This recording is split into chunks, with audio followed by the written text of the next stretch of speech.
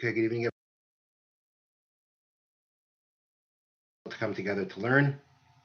May our learning be a merit for a refuah shlema for all those who are ill, and a merit that we be saved from this plague and challenge that we are facing now, and to be able to go back to the way we led our lives before.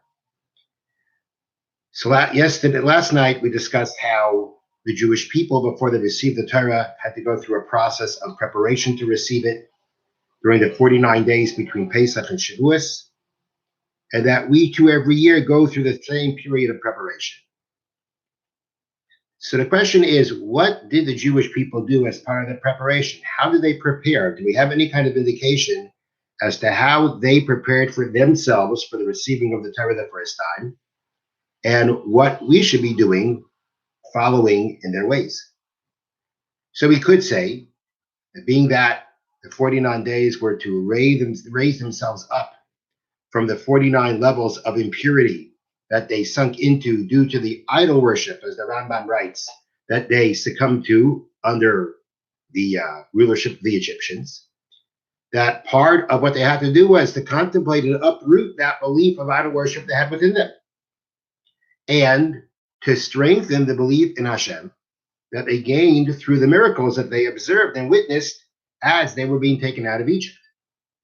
These would be things that they would spend time to contemplate and work on and review, and that would, again, uproot the impurity that was within them, and it's still within them the belief in Hashem. We find that there was another thing that they had to work on.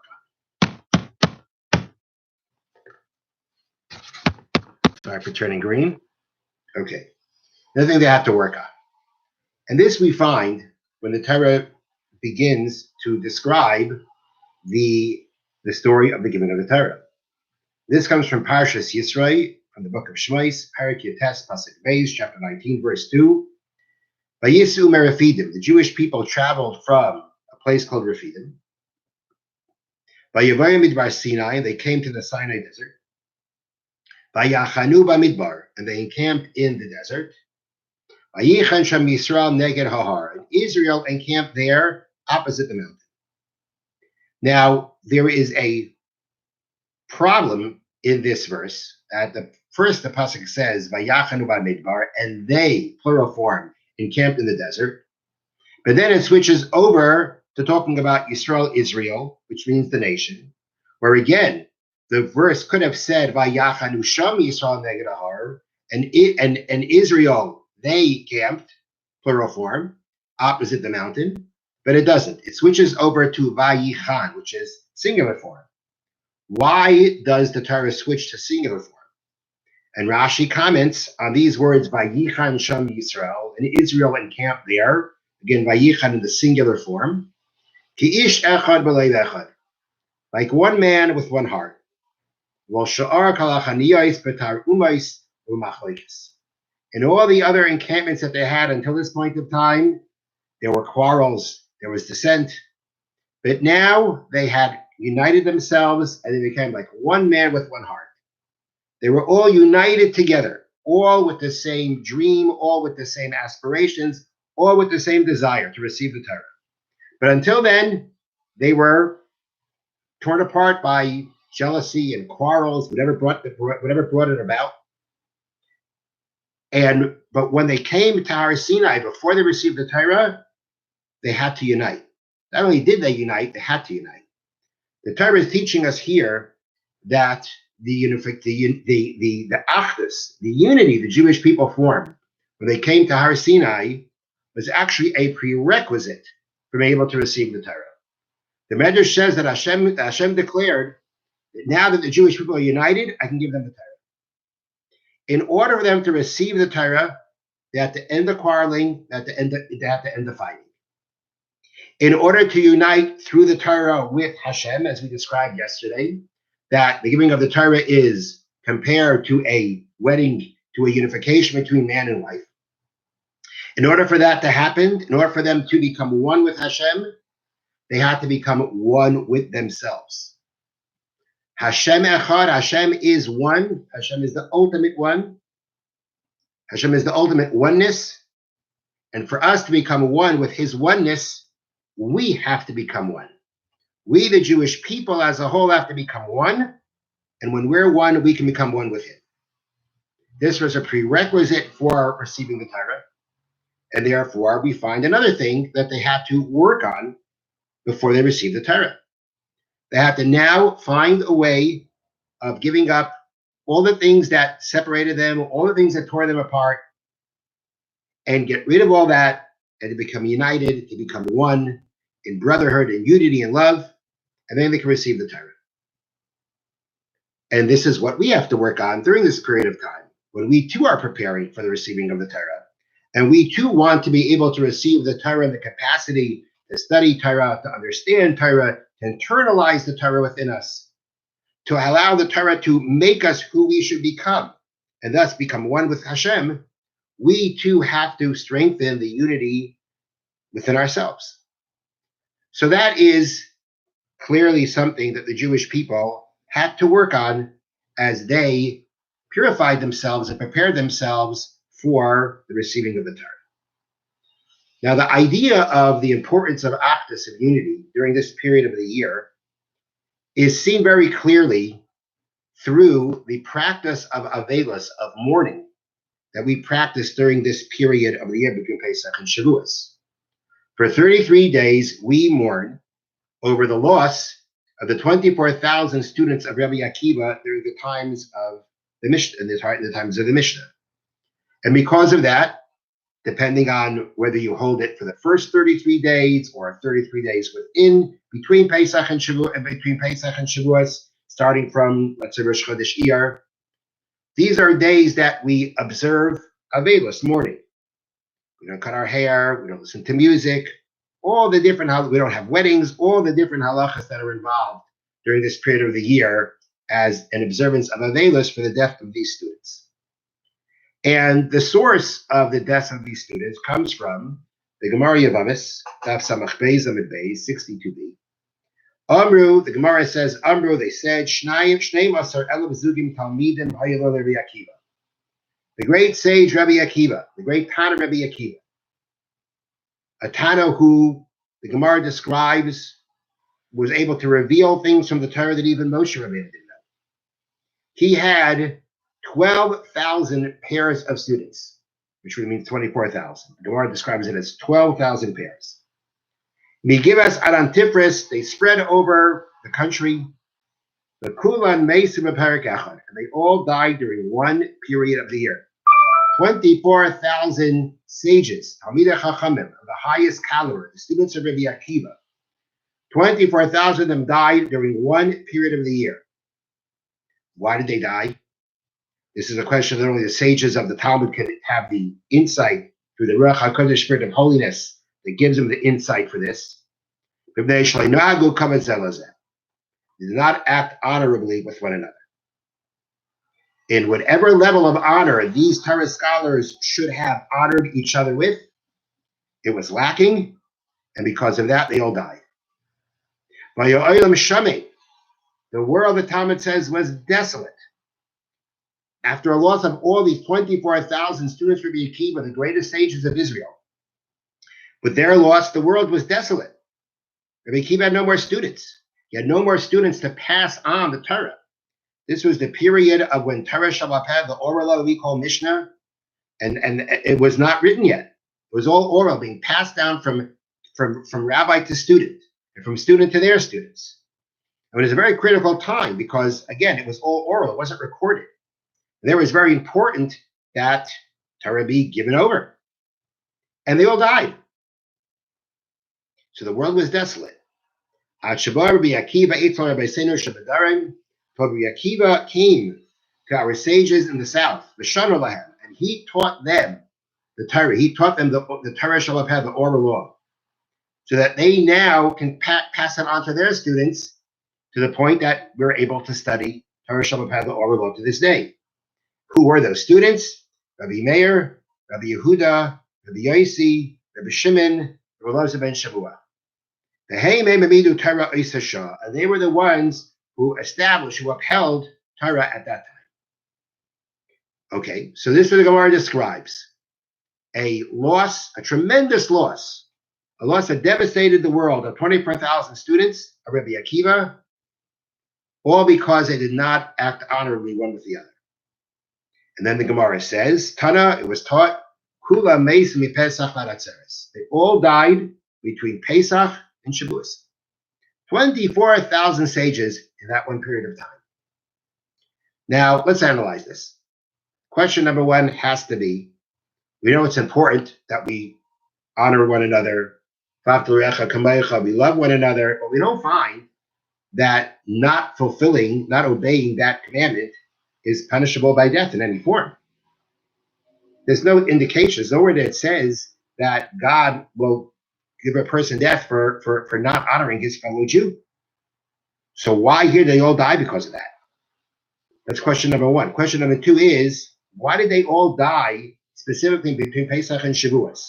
It was only then they didn't act honorably with each other? How are we to understand that they all died during this period of time specifically, as the Gemara points out to us? So there are a number of explanations given to explain the severity of their sin. And the first explanation I'll share with you is from the commentary on the Talmud known as Ben Yehoyada. Ben Yehoyada was actually by the famous Sephardic sage known as the Chida, Rabbi Chaim Yosef David Azulai. And he explains that when the Gemara says that they were punished for not honoring one another, that it wasn't per se the lack of honor that made their sin so serious, but rather it created what we call a chilul Hashem, a desecration of God's name. The Talmud says that if a Talmud Chacham, a Torah scholar, acts in a way that is not befitting of what a Torah scholar should do, it can be something that someone else can do, it's fine. But people expect more from a Torah scholar, and he doesn't do that. He has desecrated Hashem's name. Because then people look at the person who studies Torah, is knowledgeable in Torah, very knowledgeable in Torah. He lives Torah, but look what he does. But then he does this and this thing. That's not appropriate. It's not appropriate for him. And people say, look, look how these people study Torah, and it doesn't really do much. They still act in an inappropriate way, even if it's only something that's not appropriate for them. That is called desecrating Hashem's name. Because if a person can look at someone who studies Torah, a person who studies Torah, and look at their behavior and say, how could it be? How could a Torah scholar be acting like this? It must be there's something lacking in Torah. That's a desecration of Hashem's name. The desecration of Hashem's name, that we have sources that a person could possibly be punished with death from heaven for doing that. So according to the Ben Yehoyada, the severity of their sin was not the lack of honor per se, as much as the chilul Hashem, the desecration of Hashem's name that it created. The commentary of Maharsha on the Gemara Yavamis, which is the source of this whole story, he explains it in a similar way, in the sense that it wasn't the lack of honor per se that was the severity of their sin, but the Maharsha explains that by not honoring one another, they were not honoring Torah. A Torah scholar has to be honored because he represents Torah. When one disrespects a Torah scholar, they're disrespecting Torah. That's a very grave sin. And even amongst themselves, one Torah scholar to another, they have to respect the other one's Torah. Each one is great in Torah.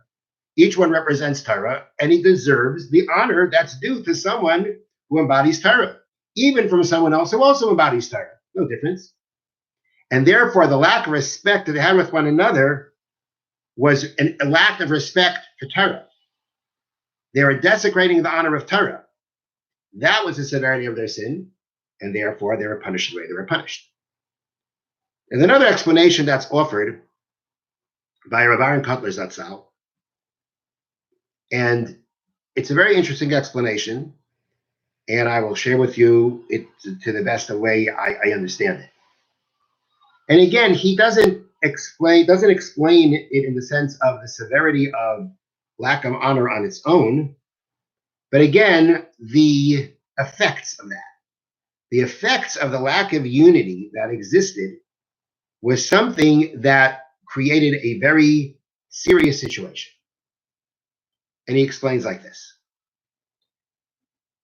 the first thing to understand his explanation is to understand that Torah study is not like studying any other subject. Any other subject that you study, depending on your intellect and depending how well you understand things, that's how much you're going to get. Torah doesn't work that way. To be able to truly understand Torah and to delve into the depths of the understanding of Torah, for Torah to become part of you and to mold you into a Torah Jew, to a Torah person, that only happens as a gift from Hashem. Of course, you have to put in your effort, you have to try to understand and work hard to understand.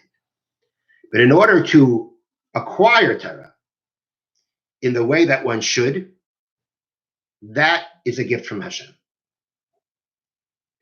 And in order to merit that gift from Hashem, we learn in Pirkei Avos, in the chapter of our fathers, that there are memechas devarim asher Torah niknas lahem.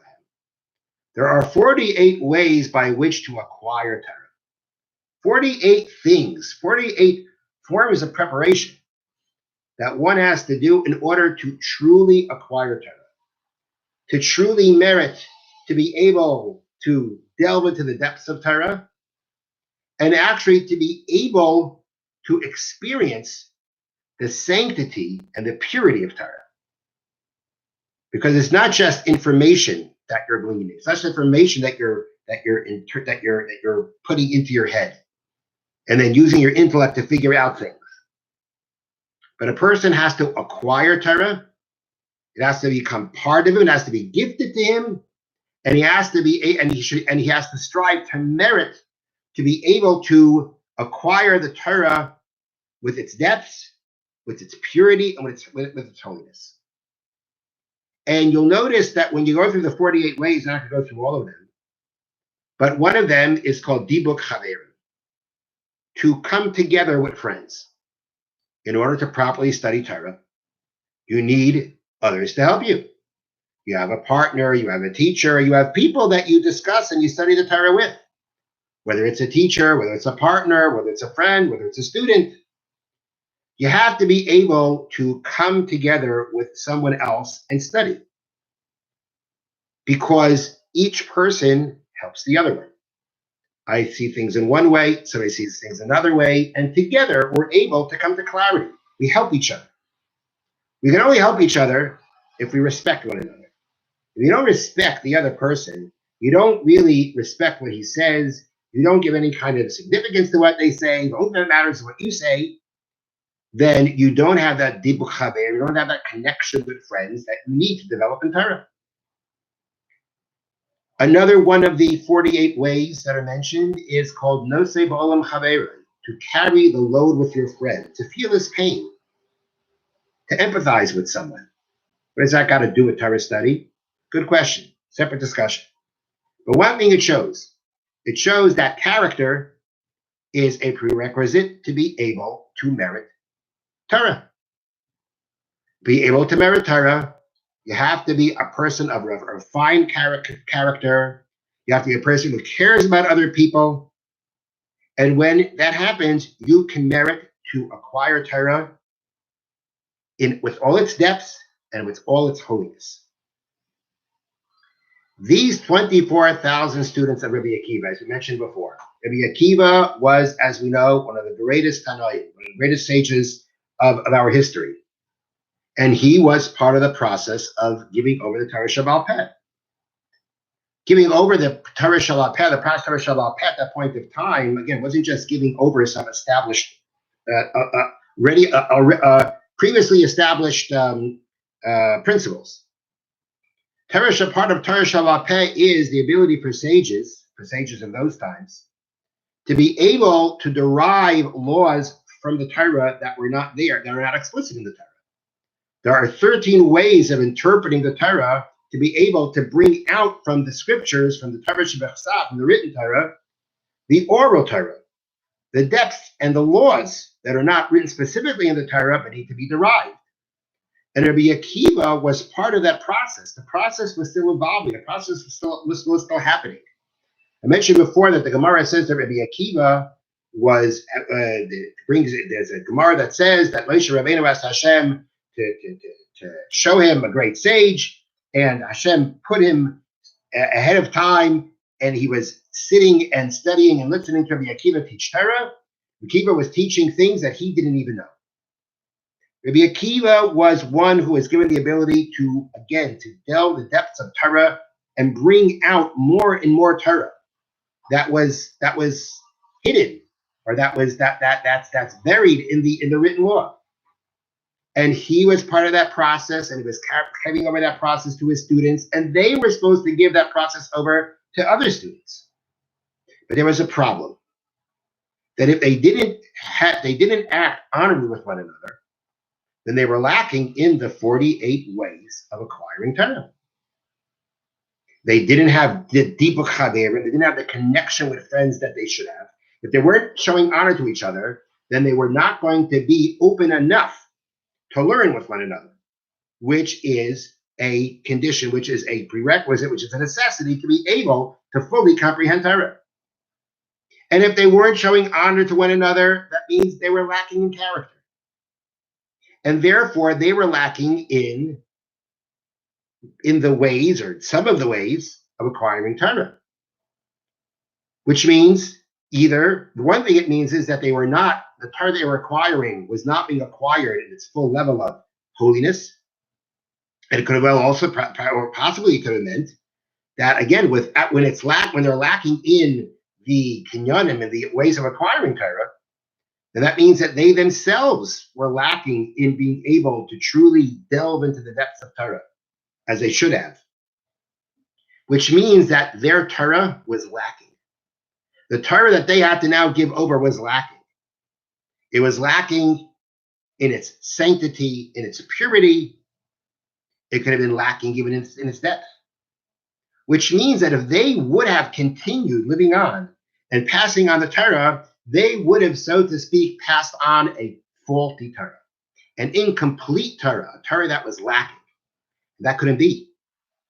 Because especially at that point of time where they were actually passing on the Torah Shabbal Peh, it was actually being passed on generation to generation. It was so important that the Torah be whole and complete, so that eventually when things were finalized through the Mishnah and eventually through the Gemara, through the Talmud, that we now had a complete Torah, a Torah that wasn't lacking in its essentials.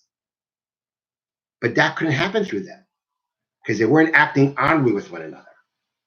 And for the men of that time, the responsibility that they had to pass on Torah, it had to be a Torah in its utmost completeness and purity and sanctity. And they couldn't do that. And therefore, they couldn't continue. Their purpose in life was to be these scholars. They couldn't do it. And therefore, they couldn't continue. Rabbi Kotler writes that at the end of the day, that we shouldn't forget, we shouldn't think that they, so to speak, lost out. If the point was that they were lacking, they couldn't continue, whatever they could have continued on their own in life, if they would have lived longer and growing in Torah just through studying Torah, Hashem makes that calculation for them in the world to come. But they could not be the ones to pass on the Torah to the next generation. Basically, what we're saying is that it was for the benefit of the Jewish people.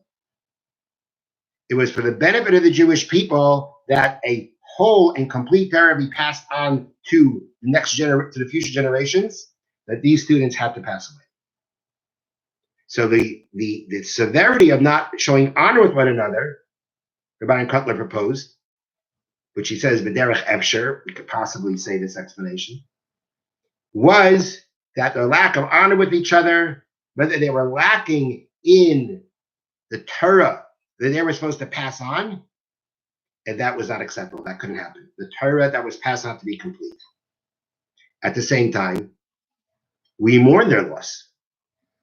We mourn their loss in the very least.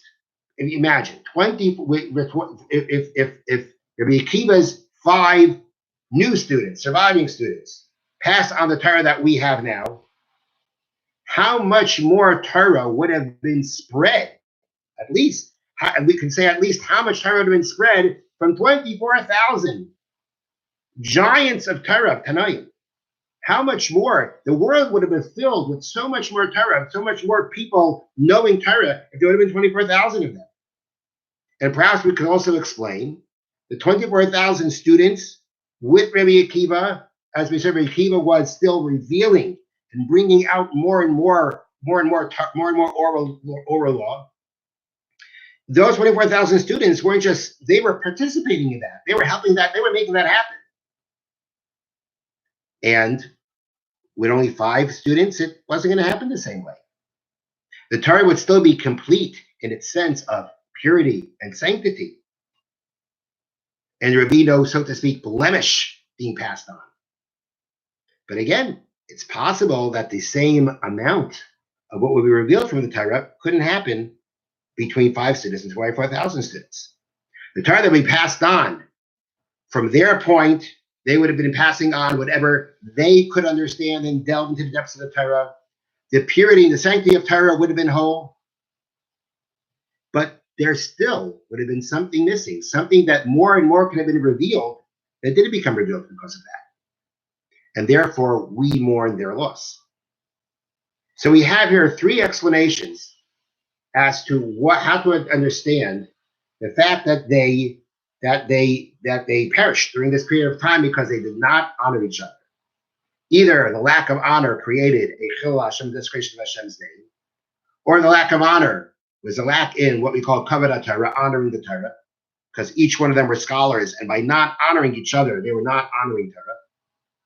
Or because of the lack of honor for each other, they could not be those that would continue passing on the Torah.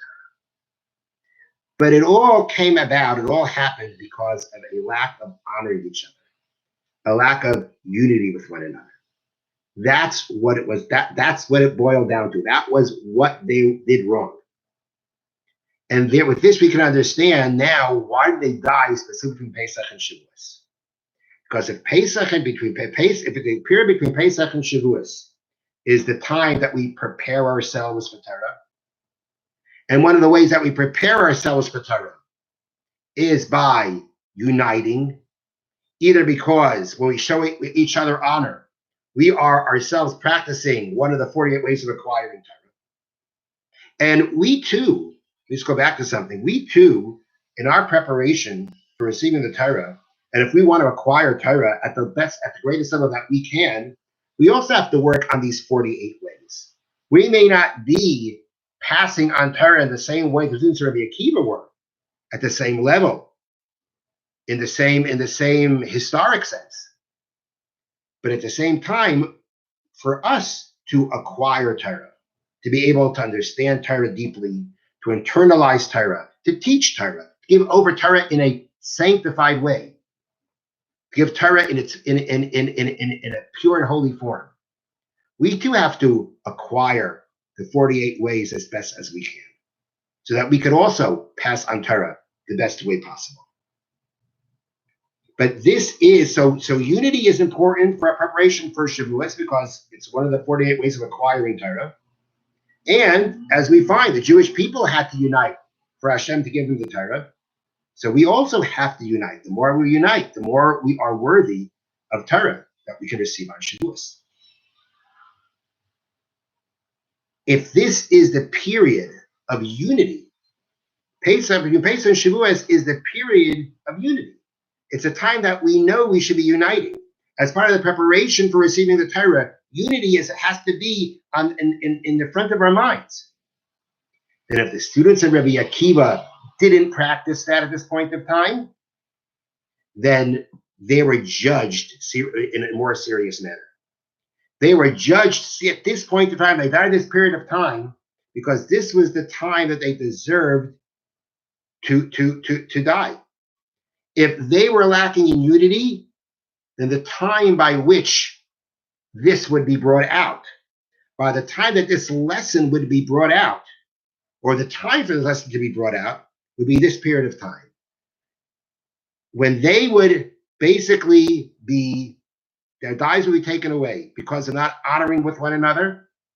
And that, of course, is something that we all observe, their death.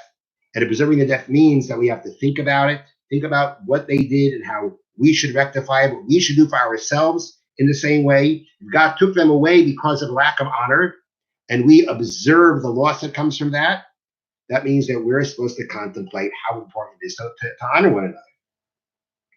This was the period of time that it made sense, so to speak. This was the appropriate time for them to pass away, because in the time when we should be focused on uniting ourselves in the preparation for Torah, that's the point of time when Hashem gave us this very strong lesson about honoring, about unity with each other from the death of the students of Rabbi Akiva. The Kaf HaChaim, the Sephardic sage, had a commentary on the Shulchan Aruch. The Kaf HaChaim writes regarding this period of time of between the period that we call Sefirat, referring to the observance of mourning that we have during this period of time. All this that we do, Zeicher is a remembrance.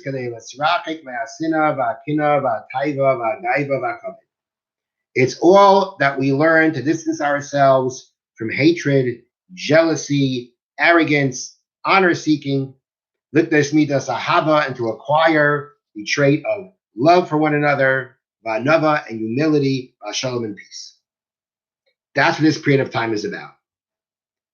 That is what we are to take from the death of the students of Rabbi Akiva, and that becomes part and should become part, and perhaps we could say it was meant to become part of our preparation for receiving the Torah, because we need to unify and to unite with one another for the purposes of receiving the Torah. And therefore, we ended off the class last night with the question of how did they prepare, which really means how do we prepare? And a very big part of the preparation we see of the Jewish people when they first receive the Torah, and how we have to prepare for Shavuos as we count the Omer. And as we said, counting the Omer every day means that we are saying to ourselves, we're another day closer. We're making ourselves worthy, another level, more and more worthy for receiving the Torah. A very important part of that is to focus on achdus, to focus on unity, to focus on honoring one another. And perhaps the more we commit to that, it'll be a merit that Hashem should allow us to come back to each other so that we can act honorably with one another.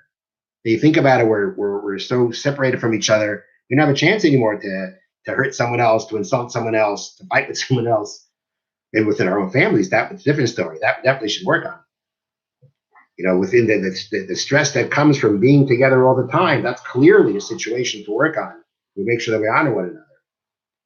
But if we work on it within our families, within this challenging situation that we're in, and we commit ourselves to be better in that, that should be a merit that Hashem should bring us back together so that we can actually show honor with one another on a grander scale, with everyone, with all the Jewish people, with everyone around us, and to be able to merit, to receive the Torah on Shavuos together again, all together in Shul.